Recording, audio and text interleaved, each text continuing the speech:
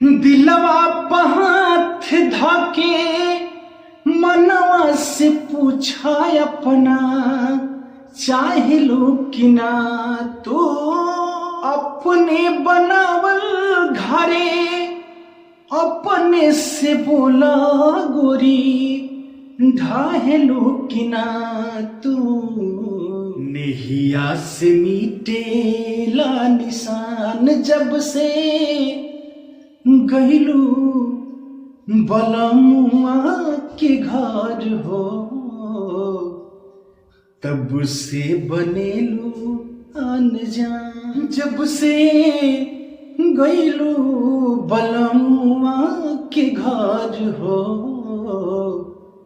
तब से बनेलू अनजान हो तब से बनेलू अनजान दिलवा हाथ धके मनवा से पूछा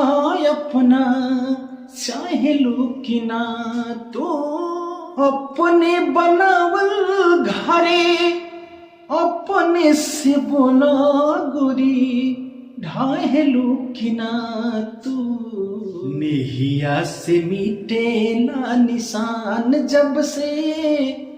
गईलू बलमुआ के घर हो तब से बनेलू अनजान जब से गईलू बलमुआ के घर हो तब से बनेलू अनजान हो